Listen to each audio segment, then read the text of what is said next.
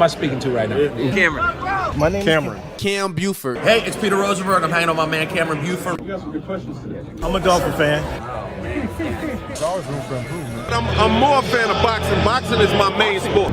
All we want to see every year are the best two mothers getting in the ring and getting on. I got some of this for you. Goodness. For me? Yeah, just for you. Think about it like this: the promoter pays the fighter, the fighter pays the manager. Okay. So the manager works for the fighter, and the fighter works for the promoter. Okay. So you are lifting weights currently? It's not look like that. When he said it's easier to score in the NBA versus Europe, did you agree with them? To me, it's easy to score all over the world. Can I finish right now? Do you want me to speak or do you want to conduct the interview and answer for me? What do you Which one? What do you think about this type of Aaron, like I was saying before. Aaron, what has the game of baseball taught you? One of the biggest things is being humble. Can you give a message to the kids to kind of persevere through the false teachings they may be giving? Patience. Okay. Patience. As the show Voice of the Fans Oh my goodness! continues to I'm in evolve, You were adding some spice to it. it is strictly banter back and forth between myself and Cameron Buford. I enjoy all of it. The real ones know what's going on, right? Never mind. Go watch the tape. Go watch the tape, and then you tell me if it was all about just a system. You look like a buffoon. Go do your research. Go do your study. I'm not caught up to you guys yet. I do know I'm that. real surprised at that, Ken. Hey, come here. It's okay. It's okay. It's okay. Oh, this guy. That's what's good in sports, man. It's Big Snoop Dogg, man. That's what's good in sport. Thank you for making our voice your choice. If you haven't told your girlfriend about the show, tell her about the show. If you haven't told your boyfriend about the show, tell him about the show. If you haven't told your cousin, your uncle, your grandfather about the show, let everybody know about the Voice of the Fans podcast. Hey, man, thanks for making our voice your choice. You know how we do. Yeah. What's good, fans? Thank you guys for tuning in to the Voice of the Fans podcast. This is December 31, so you guys must not be too busy, but we appreciate you guys for tuning in nonetheless. It is week 365, and I got a friend of the show, longtime friend of the show, Eric Williams. Eric, how you doing? Thanks for tuning in with us, Eric. Hey, what's going on, Cam? I appreciate you having me, as always. Good to see you on the last day of 2025, and let's try to bring 2026 on a positive note. So appreciate you having me. Let's do that, man. Let the people know, Eric, where they can find you. We know you're NFL sports writer for Fox Sports. Let the people know specifically where they can find you on social media. Yeah, you can find me on X/Twitter at edub NFL 22. Sorry, I changed my Twitter handle, so I'm trying to memorize it again. And then you can find me on Instagram at edub NFL. And then you can find my work at foxsports.com. We're gonna talk to some of that about your stock watch and your MVP watch. We're gonna talk about that here. We're gonna talk about that here shortly. But first, I want to know: is the winner of the NFC West? Are they going to win the NFC altogether? So this game on Sunday, is this for all the marbles in more ways than one? I'm gonna say yes. Or Saturday first of all. So yeah, I'm gonna say yes. Winner of the NFC West should win the NFC, but watch out for them Eagles, man. You know, defending Super Bowl champs. Running game, defense travels. I know they haven't been able to run the ball consistently, and you don't know what you're going to get from Jalen in that passing game. But I think the fact that they've been there before, they've been, through the gauntlet of getting to a Super Bowl twice now with Jalen. I think that means something. So I think they'll be dangerous as a potential road team that would have to go to San Francisco or Seattle. Sirianni passing out. What books is he passing out? Are you familiar with the books that he's giving the squad? I think the name is BTA.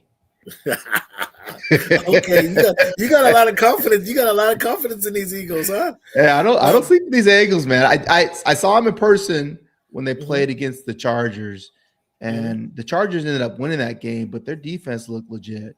And you know, I know that, you know, Jalen gets a lot of slander, but he plays big in big moments. And so if you have a quarterback that can make big plays in big moments, isn't scared of the moment, you have a defense that can play like they play. The defense keeps them in games, certainly. And they're tough. Barkley, Saquon Barkley.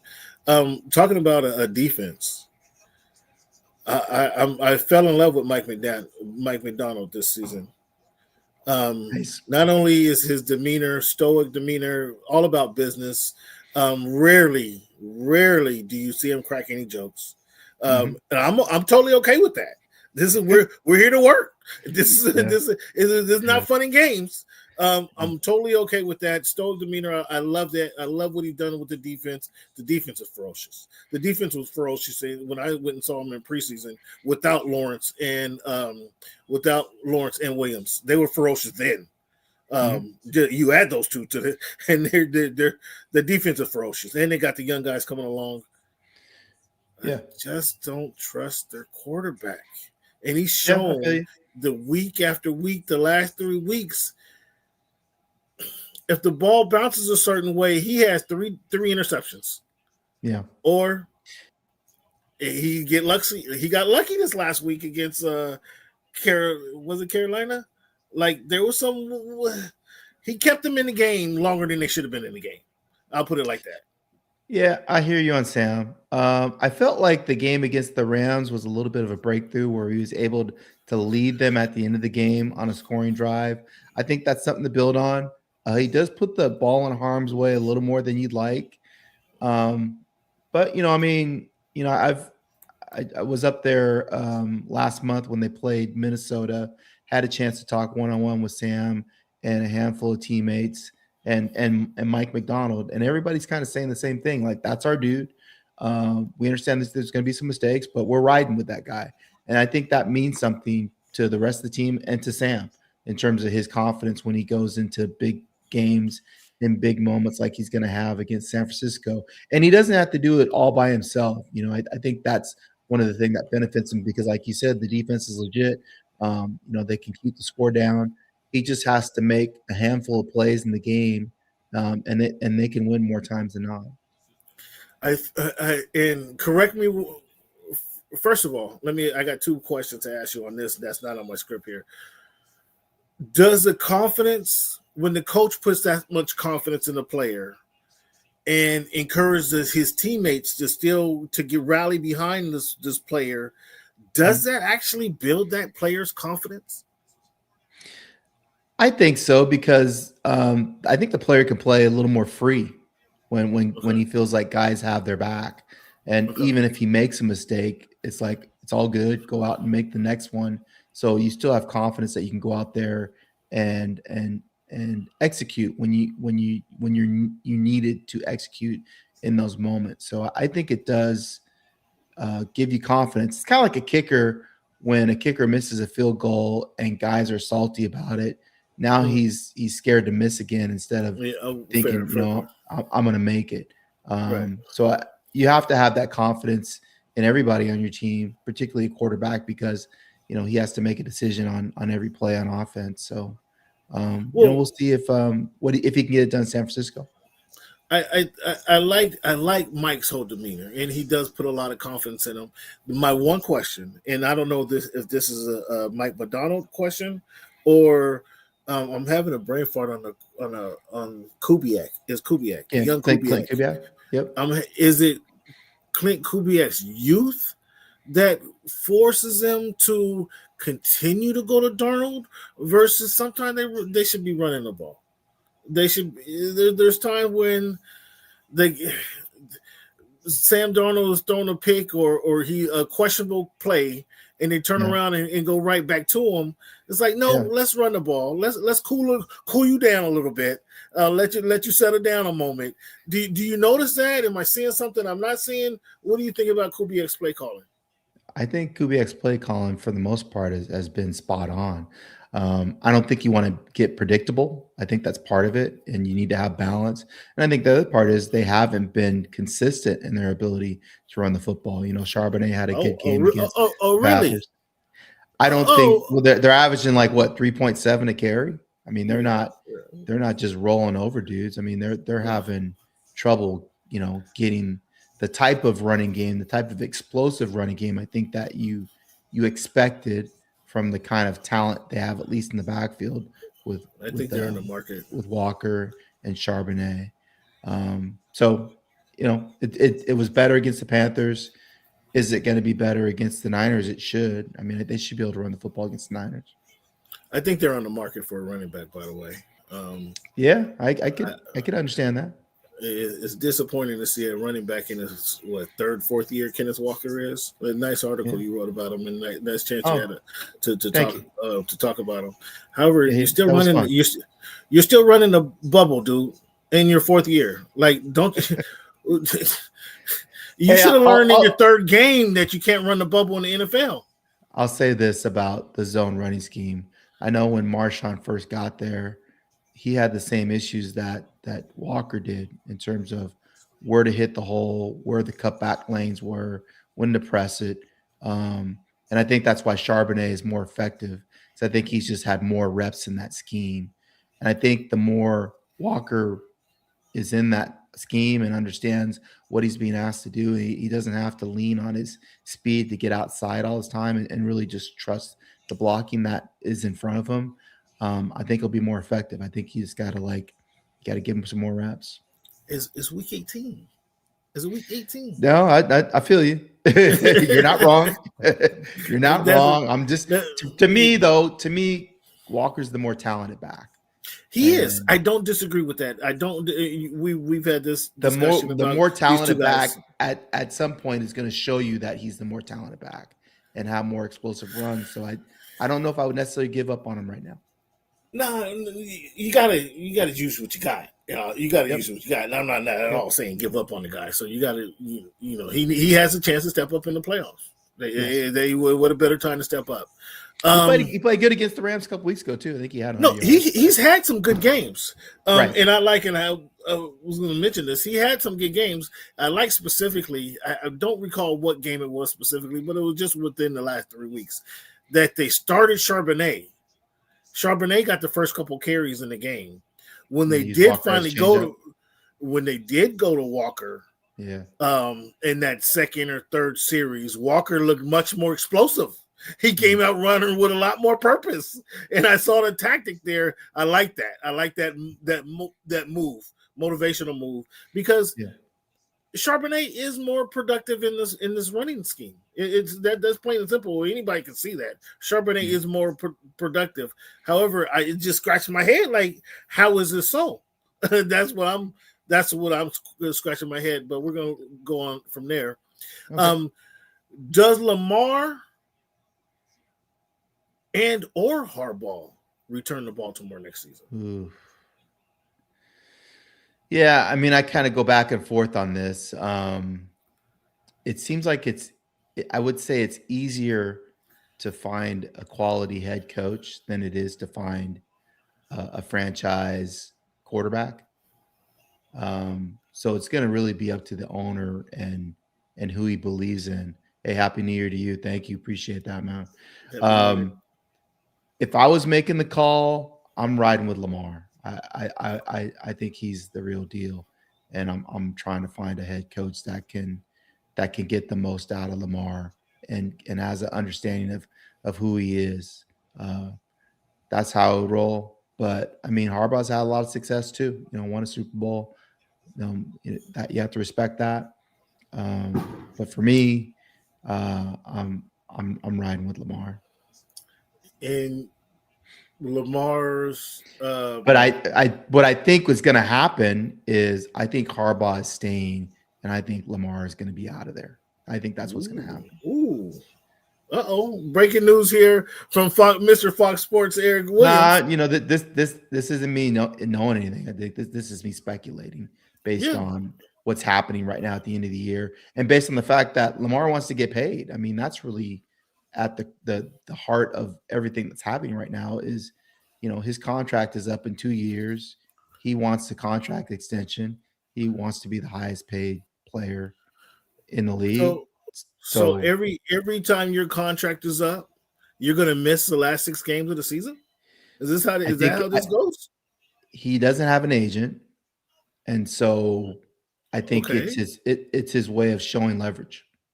The only way that you have leverage in the NFL, it's a business, man. Sorry, bro. Like, this is a business.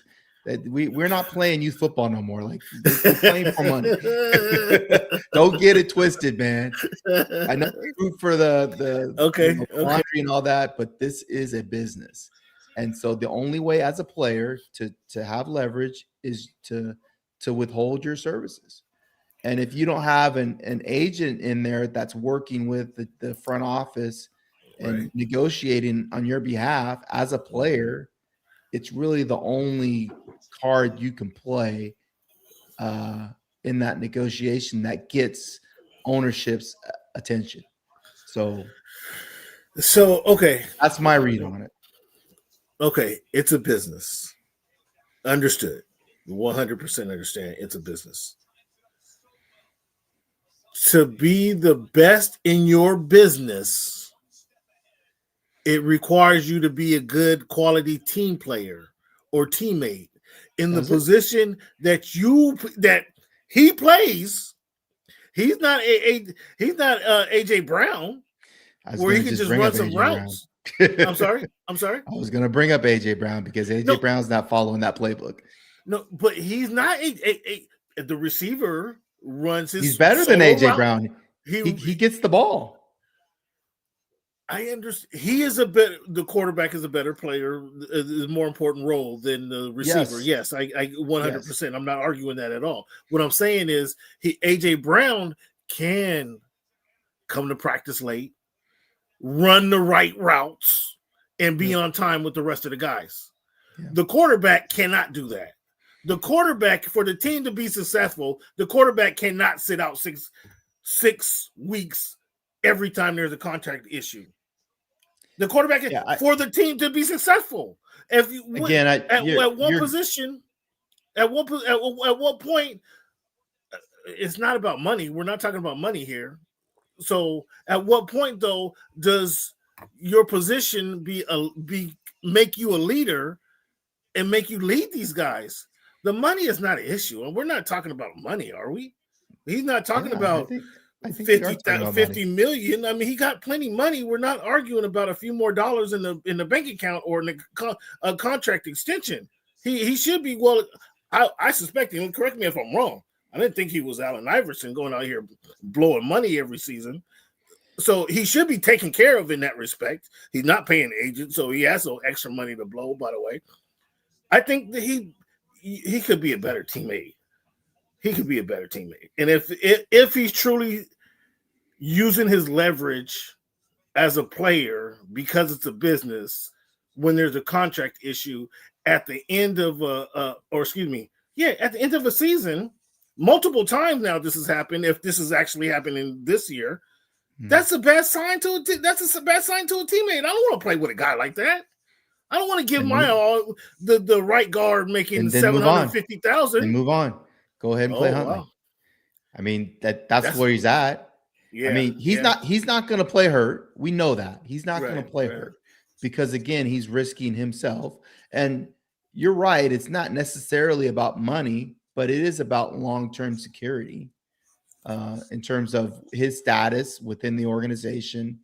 And it's also about happiness. I mean, we've heard the rumors that he wants to move to play in Miami because that's where he's from. So maybe that's a leverage play. I don't know if he wants to play for Mike McDaniel. I think the better fit potentially would be the Raiders. The Raiders have a gang of cap space. I think Pete would be a good person for him to play for, in terms of his ability to understand, players. If Pete stays in Vegas. That was my question. I didn't even have that's still to be decided. Right. I didn't have Pete on my radar. I understand Pete's out the door, and from my we'll see. Okay, we'll see. I mean, how many former head coaches is Davis going to want to pay? He's already paying three dudes. Right. We just gonna pay another guy. I mean, Pete's still owed another 2 years on his deal, and it's not chump change. So I mean, Tom not leaving. I don't know if that makes sense. Tom not leaving the booth to go to the sideline. So I mean, you might be right. Yeah. And then we also have to consider, like, well, who's available? Who are you going to bring in? You're going to bring Salah in. Like, who are the guys that you're going to be able to get, and what are you going to be willing to pay them? So a lot of moving parts, obviously. I'm interested to see what happens with Lamar and ultimately, where he wants to be. Maybe it's just a bunch of bluster at this point, and he ends up staying put. We'll see if he plays this weekend. I believe he's supposed to practice on Wednesday. So yeah, he did. He was at least at walkthroughs from what I know today. But I mean, I just come on. You're the leader of the team. You got to be there. That's my opinion. I mean, I'm not disagreeing with you, Cam, but I'm also like, let's have a real honest conversation about the league. You've covered the league for a while. You understand this. It's not Pop Warner. Like, guys are getting paid. Guys are playing to get paid to play football. I mean, they're not playing. I mean, we want to think they're playing for the love of the game, but there's a lot of guys out there that are playing to get paid to play football, and there's nothing wrong with that because it is a business. Yeah, and you make a very valid point and eye-opening point for the second string running back, for the second string cornerback who is fighting for a big deal. When this guy is not fighting for a big, that's my only argument in that situation. Specifically, how do we know he's not fighting for a big deal? Because he already got one. Lamar's been paid. Hey man, I'm not counting Lamar Jackson's money. I don't know what kind of stuff he has going on, man. I don't know how extended he is and what kind of moves he's trying to make. Maybe he wants to be an NFL owner. So you got to stack your chips if you want to be an NFL owner. If you're moving in that stratosphere. So, but as good as you are, I think he's an upper echelon of player that should be more concerned with taking his team to the next level. I think he can make if they add Super Bowl champion to the 3 times NFL MVP, that might be worth a few more $1 million, Lamar. But that means you have to play the late in these seasons. Let's get off of Lamar. But that's my thoughts. Let's stay in this division, though. Okay. Does Mike Tomlin return to the Steelers? Yes, Mike's not going anywhere. He's good, huh? Mike's good. Now, I know you covered Phillip for several years. What's your thoughts on Phillip returning to the NFL and then, again, retiring? I thought it was a cool story. It was awesome to see him back on the field again. He looked like he did 5 years ago. Obviously, having covered Phillip for 6 years, he's one of the smartest quarterbacks ever to play the position. He knows where he wants to go with the football pre-snap. And I think you saw that, going back into an offense he's intimately familiar with. He's good friends with Shane Steichen. His son Gunnar runs a similar style offense at St. Michael in Fairhope, Alabama, where, Phillip is serving as a head coach, both for Gunnar and his younger son, Pete, who I believe is going to be a freshman next year when Gunner's going to be a senior. So they'll get to play 1 year together, which that's a cool story in itself. Wish he could have got a dub. Obviously, he didn't have the arm strength that he did maybe 5 years ago. So maybe that was an impediment, in terms of their ability to score points. But he had him in position to win games, which to me is remarkable considering the fact that, he hadn't played in 5 years. So it was must-see TV for me. I mean, I was at the Rams game when the Colts were playing Seattle, and I was watching that game on the computer more so than I was watching the game I was at, to be honest, just because I was so interested to see how he would perform, and he played well, I think, under the circumstances. Like you said, he looked like the Phillip Rivers from 5 years ago. He didn't the arm strength was the only thing he was lacking because the smarts and intelligence. And what that shows you I think we might see Tom Brady played for a while. Rodgers is now playing for a while, but I think these quarterbacks may spawn a return for some of these guys who've been out for a year or two. Because if you know the system, kind of the timing, like in the way the game is, you're not gonna get plastered. You know what I'm saying? Mean Joe Green is not coming to plaster you with a helmet under your chin, so you're not going to take that type of hit. And then they're also smart enough to keep themselves out of trouble. Like so those are the things, and I think that we may see a one or two more quarterbacks come back. Drew Brees may come back for all we know, just because I think Drew Brees make a lot of money in the booth, man. He ain't going nowhere. Well, that's fair enough. That might have been a stretch, but I think that opens the door for some of these older quarterbacks. Do you see that as well? No, what I think is this. I think we're not giving Phillip enough credit for how unique he is as a player. Oh wow, okay. Not everybody can come back and do what Phillip does. There's a small handful of players that are capable of doing that. So give Rivers his credit, and then I think the other thing that it shows is how hard it is to play quarterback at that level, and the fact that the guys need even more reps in college so they can come more prepared to play. And I think when you see the guys that are having success, Tyler Shupp, he's 26 years old, played in college for 6 years. Those are the kind of guys that are transitioning successfully to the league. Bo Nix played a gang of games in college. Brock Purdy played forever. The Bill Parcells 40 games, 40 starts kind of thing. Yeah. So and especially with NIL now, guys are making a lot of cash. Yeah, there's no rush. They're going to start choosing more. Yeah, why? I'm making $4 million to play college, and it's a lot more chill than it is with the kind of pressure you're going to be facing in the league, and you can buy everything that you want to pay for. Go ahead and stack your chips in college, and then get those 40, 50 starts, and then you get to the league and you're ready. Some of them are stacking their chicks too. Okay, last one on Phillip, but did Phillip get in the Hall of Fame? We'll see. I mean, obviously, I'm one of 50 voters. I take that serious, and just want to do my due diligence. When guys I was trying to break some news fans. And he caught me. The one thing I will say is I do feel like it helps him to reset the clock, because now he's not going to be eligible until 2031. And the guys he would have been competing against, Drew Brees, Matt Ryan, Ben Roethlisberger, Tom Brady, those guys will probably have already worked through the process. Eli Manning is another one. So by the time that he's eligible in 2031, he might kind of stand out on his own a little bit, having a little more time pass. So I do feel like that helps him a little bit. So you've been doing a stock watch most of the season. I think you personally started kind of early. You started like week 6 or 7. I know. I start week 1. It's something that I do every week for the entire year. Okay. Now that we're here at the end of the season, I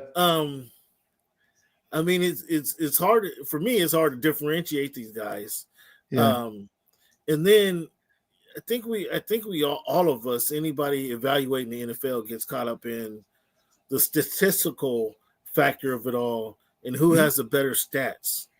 Yep. Who'd you have leading your stock watch last week? So the week previous, I think I had Stafford 1, May 2. I think I had Josh Allen 3.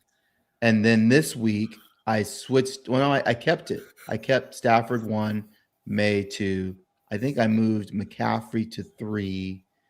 And I think I had Josh Allen 4. And Smith and Jigba 5. I think that again, just kind of going off the top of my head. So for me, ahead of Myles Garrett, he still hasn't got the record. So he has to break a long-standing record to be an MVP. Yes. Well, his team only got 3 wins. So how much of an impact does he have? It's a great conversation. I mean, it's one of the story does one of the best numbers of the week for our website. So it's a story that gets a lot of clicks. A lot of people are interested in the discussion and the debate, and I'm here for it. And I think for me, like I didn't play quarterback growing up. I played running back. I played other positions. And so I hate to see it just become a quarterback award. I don't think that's fair. I think, we should be looking at other positions and how impactful they are, the entire team. And that's why, for me, McCaffrey deserves to be in consideration, because he's really the engine of not only that offense and really that team, particularly this year with the kind of success that they've had with Brock Purdy missing half the season, Kittle missing a bunch of games, no Nick Bosa, no Fred Warner, and the fact that they're still in position to earn the number 1 seed. That's because of McCaffrey. That said, if I was voting, and again, I don't have a vote for it, I would go with Stafford. I think Stafford, you're right, it's not a statistical award, but I think his numbers are better than May. And then I think if you look at who they played, I mean, the best team that New England's played is Buffalo. Good call. You look at who the Rams played. They had to play the Niners twice.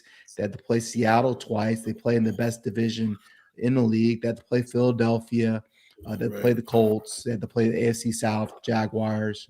I just feel like their schedule was way tougher than New England, and the fact that they go 11-5 with that schedule, and Stafford for the most part has been lights out in the biggest games of the year. He struggled obviously against Falcons through 3 picks. So, if he has some recency bias, you're probably going to ding him there. But for me, I feel like he's played the biggest and the best in the biggest moments, throwing for 457 on the road in a game that, let's be real, they probably should have won that game. The refs want to over officiate and give guy 2 points. Over officiate. I know that's the rule, but I mean, come on, man, everybody stop playing. But it is what it is. Seattle got the dub. Shout out to them. But for me, I feel like Stafford is deserving of it. If May wins it, hey, he's deserving of it too. But for me, I would have Stafford a tick above May, and I think McCaffrey's right there. I think Stafford is going to win it.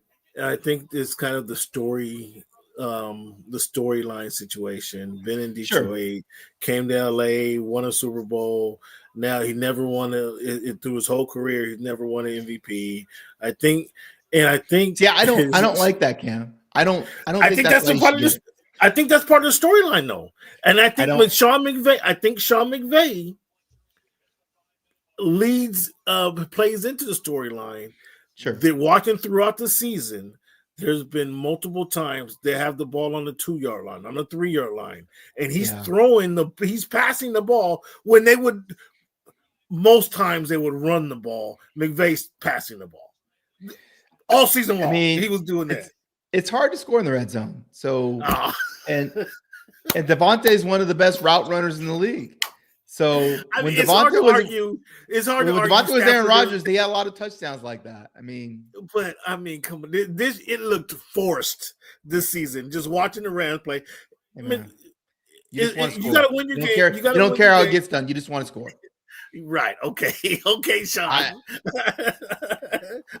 Sean. You just happen to be friends with your buddy, and your buddy hasn't won an MVP. That's the storyline. That's why I say he's going to win it, because I just see that stuff kind of fitting together. 2 yards, 40 yards, they still count as touchdowns. I think though Myles Garrett has been. Cleveland, they only won 3 games, but the games that they're losing a lot of games. How many games? I don't know if you know this, and I'm putting you on the spot there.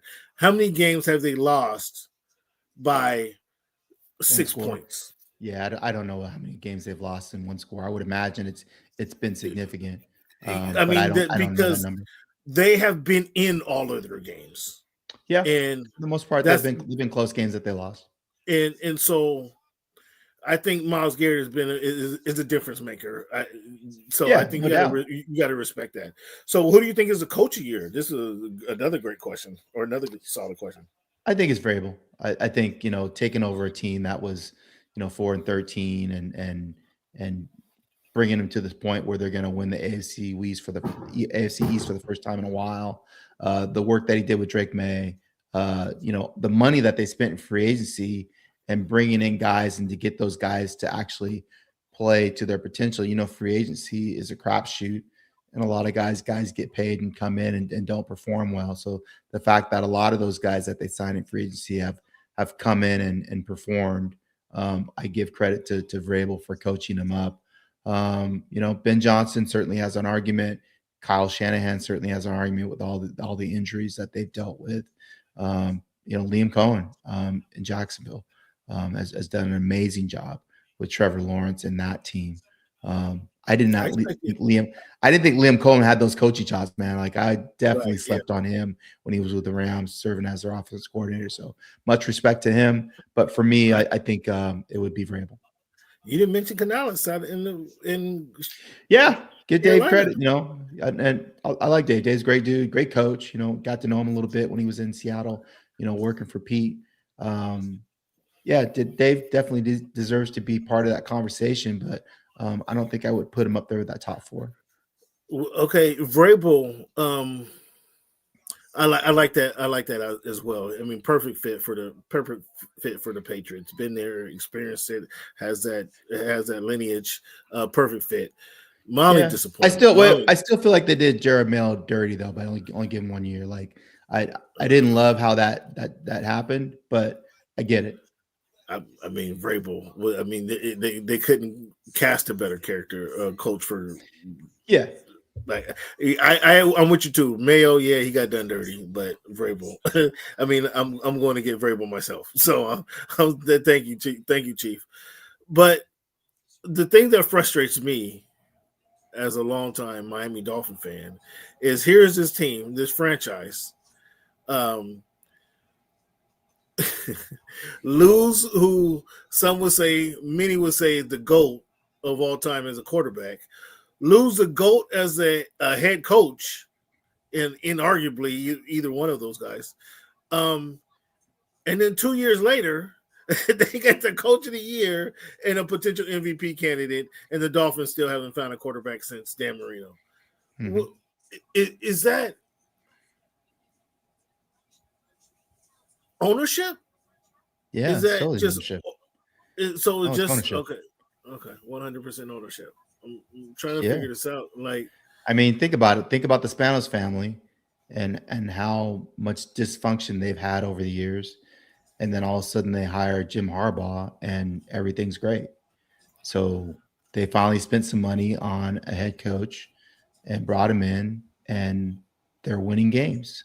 So if you're ownership, I mean, you have the ability to change the direction of your franchise by getting that hire right, whether it's the head coach or the quarterback. I mean, you have to get both of those positions correct, or else you're just going to flounder for decades. You see it with the teams that are constantly losing. Look at the Arizona Cardinals and how much they're flipping through head coaches. Look at the Raiders and how much they're flipping through coaches. The rest of the league wants you to do that. The rest of the league wants Miami to fire McDaniel and go hire another coach, because now you're rebuilding again. They're like, great, we don't have to worry about them. I mean, with McDaniel, you don't have to worry about them as a head coach. I mean, they're winning games. No, come on. The teams. It's late in the season. They've looked at the schedule. They're like the Dolphins. Come on. Those wins mean something. That means to who? To who? They mean something to the franchise. The Dolphins beating the Tampa Bay Buccaneers this weekend meant absolutely nothing to the franchise. No, it meant something to Hewers. If Hewers gets a little feather in his cap, those wins mean something. I'm telling you, those wins mean something.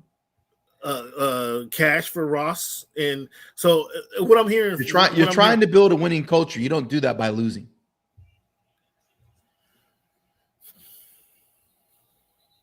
That's a fair point. That's a fair point.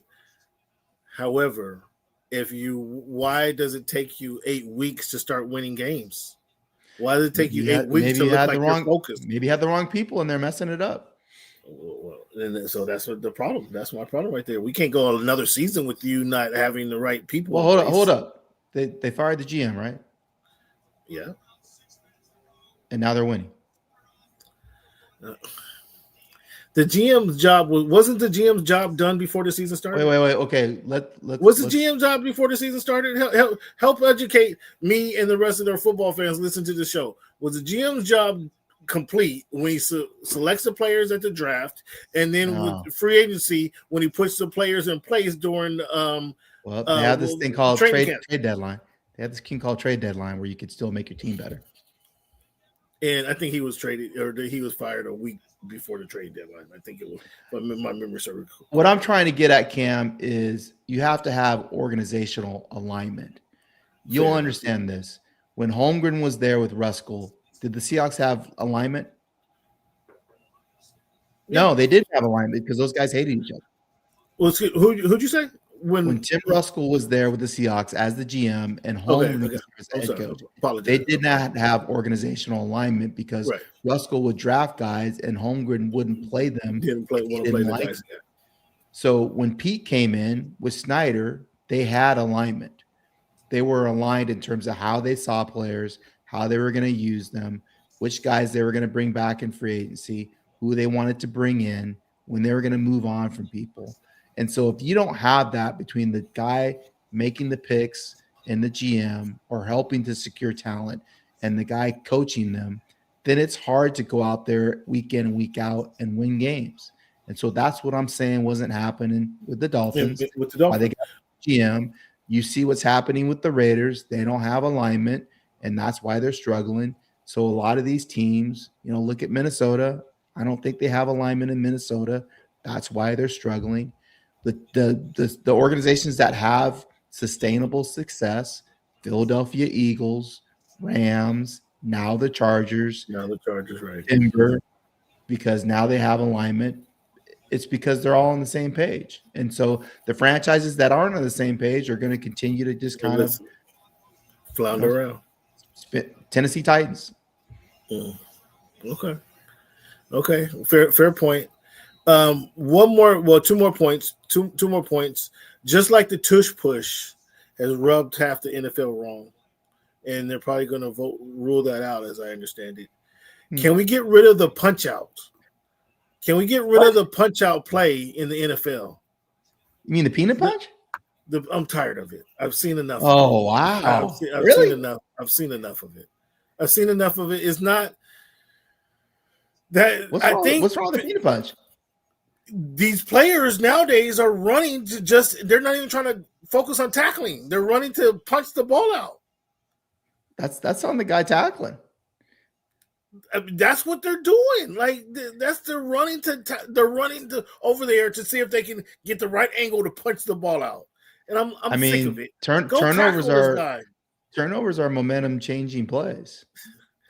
And guys get paid guys literally get paid in the locker room to get turnovers. Like there's a kitty and they're getting thousands of dollars to go punch the ball out. So let's keep it a buck. I mean, this is a business. So, I mean, guys create those turnovers for their team. Now, the smart teams, the first guy's going in the tackle, the second guy's coming in the punch. So once the ball carrier is secured, guys are getting after the football, which they should. They have drills where they work on that stuff. So, what do you just want to take all the fun out? Do you want them to not dance and dance now too? And the ball to them like Barry Sanders? Come on, bro. Man. I'm seeing a lot of players, and it makes sense. The first guy makes the tackle, the second guy come and try to get the ball out. That's what you're taught. I've seen the first guy going to position himself, angle himself properly to take a swipe at the ball, not tackling the player. That's what I'm sick of. It's the not tackling. Why you stay in the game very long. Well, there you go. That too. On the way out, Eric, let me know who you think is going to win the Super Bowl. I got or is it going to be the Rams or the Bills that win the Super Bowl this year? I got the Rams versus the Bills. The Bills were my preseason pick to win it. I had the Bills Commanders, so obviously I was way off in the NFC. So I'm stick with the Bills because that's who I picked in the preseason. with a chance to select again in the NFC, it's hard to pick against the Niners, man. Like I just, especially if they get the number 1 seed, like they don't have to leave Santa Clara. They only The have Super to leave Bowl's there. home. Right. And Brock's balling. He's playing at a really high level right now. The defense is playing better. I think the only team that would beat them there would be the Rams. I like the Rams to go to San Fran and potentially, so that I'm gonna do that. I'm gonna go Rams Bills. Oh, look at you! You got copying my paper. I got the Rams. I think the Rams. I think Sean McVay is clearly the best. If he's not the best coach in the NFL right now today, somebody's gonna have to show me who is. And he runs a great program. You got a lot of these young guys performing, the young player performing on the offense and the defensive side of the ball. Stafford is a beast. He's had a couple bad games, with one of them being the Falcons game. I think they're ready. And the Bills, if the Bills don't do it this season, like, are they ever going to do it? And I think it's their time. They keep knocking at the door. I'm okay with them putting all. It seemed like they got rid of Stephon.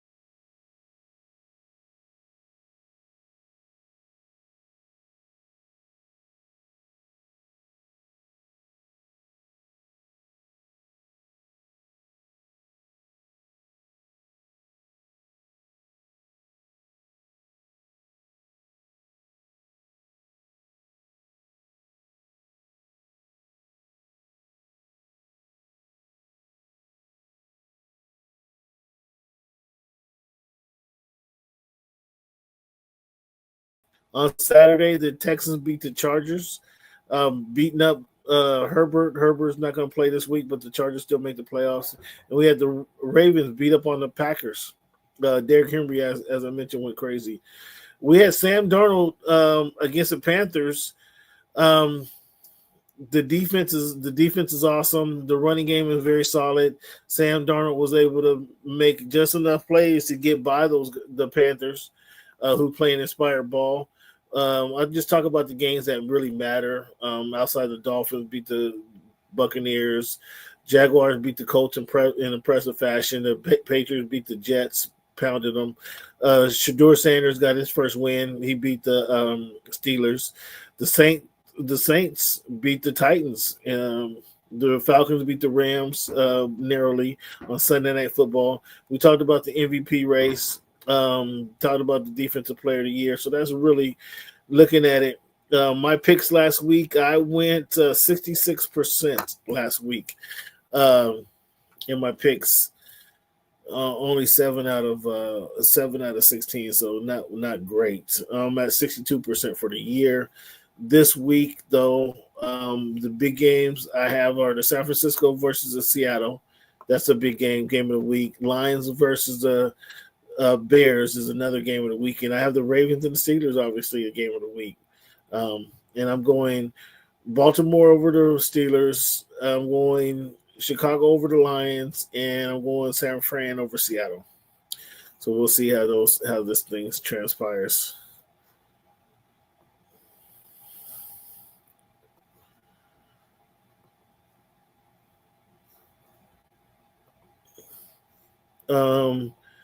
For basketball, fellas, let's talk some hoop right now. Let's talk some NBA action.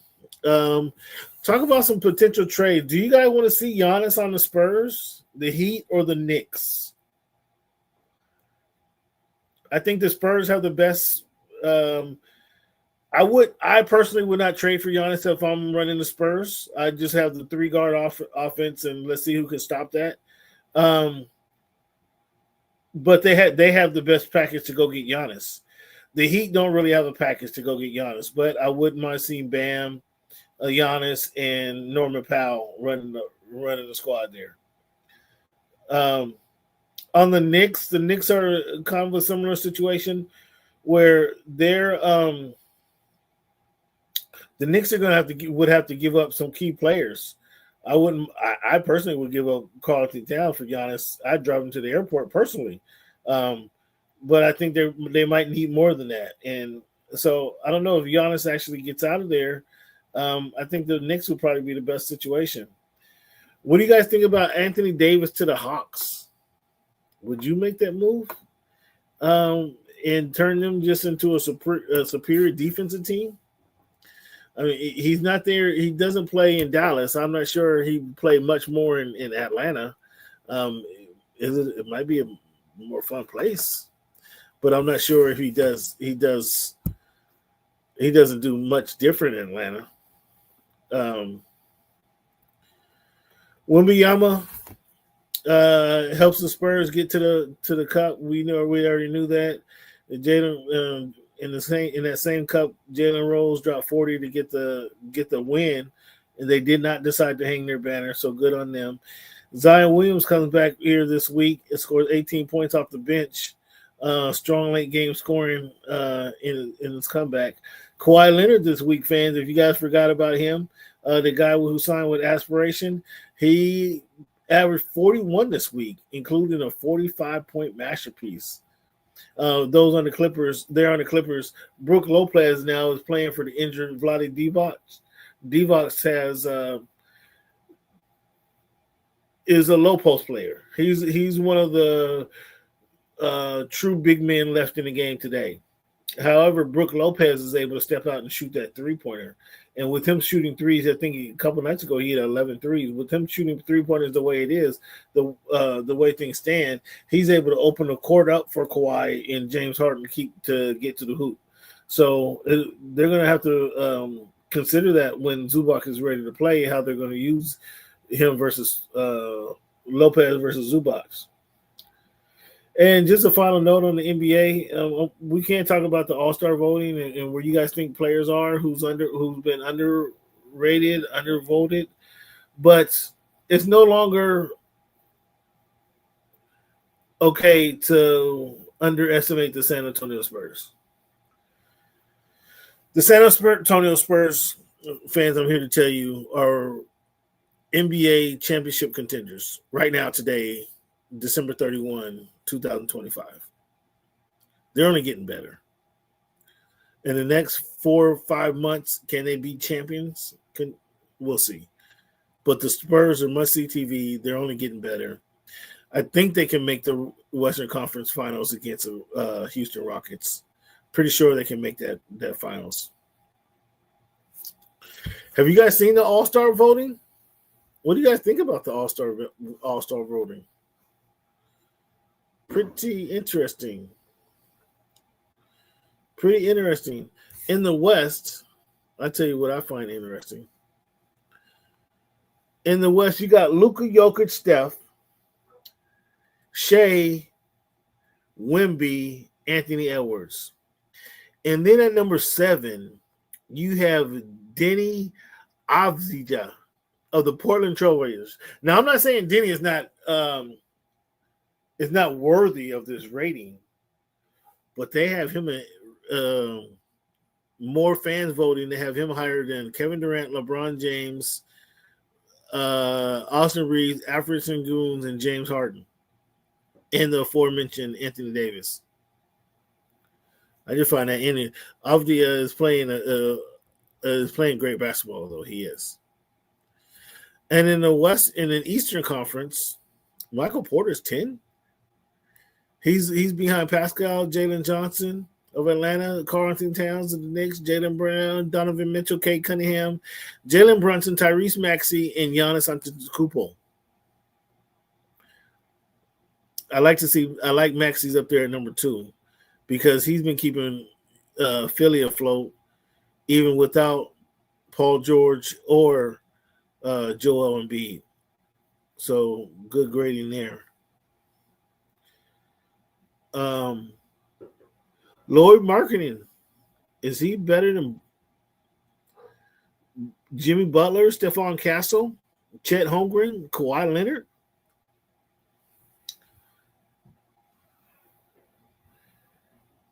Jimmy Butler at 17 has 111,000 votes. Stephon Castle at number 18 has 93,000 votes.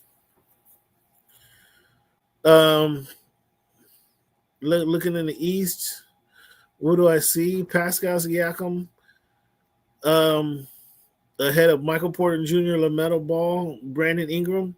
Brandon Ingram is at 12. That's kind of high. Norman Powell at 18, I think that's rather low. Paolo at 19, I think that's rather low. I mean, the voting's early, but those are my first return.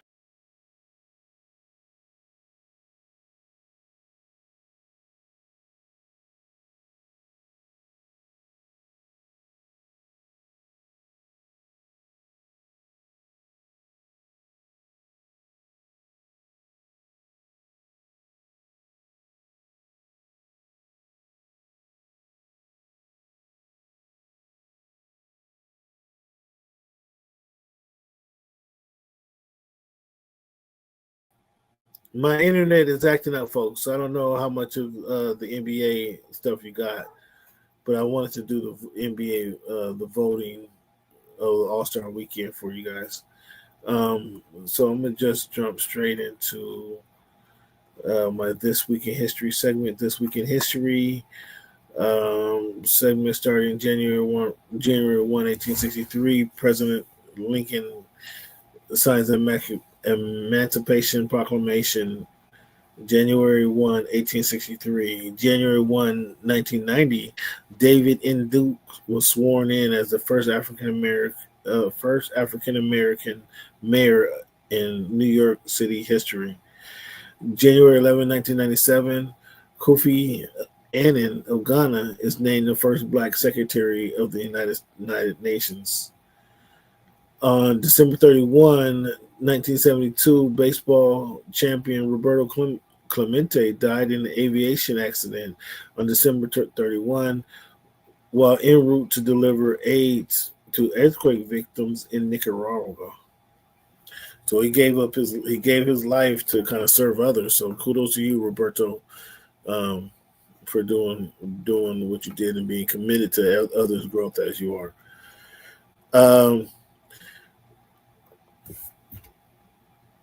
In the Cotton Bowl, the Miami Hurricanes just beat the Ohio State Buckeyes. Tomorrow we got the Oregon Ducks taking on the Texas Tech Red Raiders. Who do you guys have winning that one?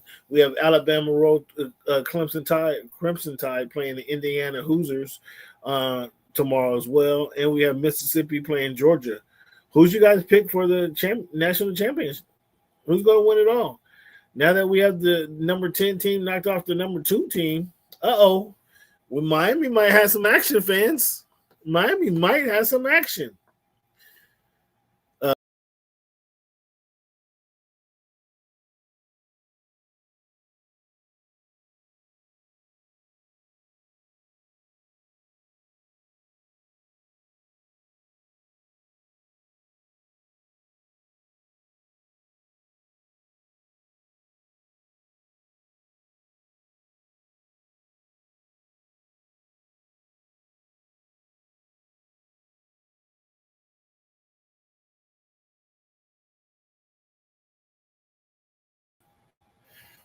Sorry about the internet, fans. Thank you guys. Those of you guys who chose to stick around. Thank you guys for sticking with me. Just a few more comments to go. Keyshawn Davis. He's going to join the January 31 fight card with Shakur Stevenson taking on Teofimo Lopez. It's going to be an interesting fight card already, but now you add him to it, it's going to be even more interesting. Which interesting is good. How many of you guys are excited about this particular fight? Because I think this would be a good one to watch.